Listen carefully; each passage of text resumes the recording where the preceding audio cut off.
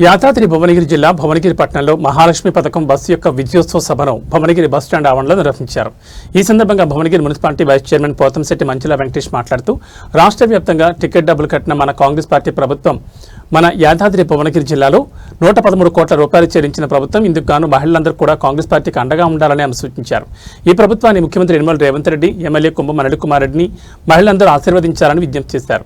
ఈ సభలో additional collector, పలువురు నాయకులు, కౌన్సిలర్లు, మున్సిపాలిటీ సిబ్బంది, మహిళలు మరియు పోలీస్ శాఖ వారు ఈ సభలో పాల్గొన్నారు. 48 గంటలలోనే ఫస్ట్ ఉచిత బస్సు కోసమే సంతకం చేయడం జరిగింది. అంటే ఈ ప్రభుత్వం ఎవరి గురించి ఆలోచిస్తుంది? మొత్తం మన మహిళల గురించే ఆలోచిస్తుంది, మన కోసమే. ఇక్కడ నుంచి ఉప్పల వరకు పోవాలంటే ఒక 200 రూపాయల ఖర్చు అవుతుంది. ఇప్పుడు మనకు ఇక్కడ నుంచి ఉప్పల వరకు పోయి రావాలంటే 200 రూపాయల ఖర్చు.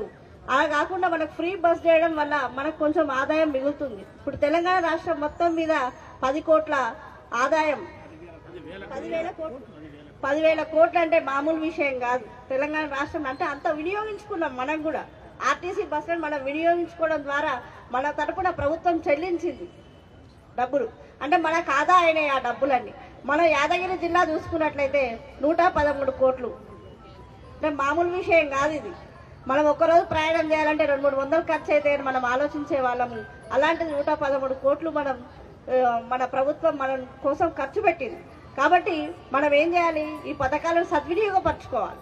దుర్వినియోగం లేదు, చీటింగ్ మాటికి పోవడం కాదు.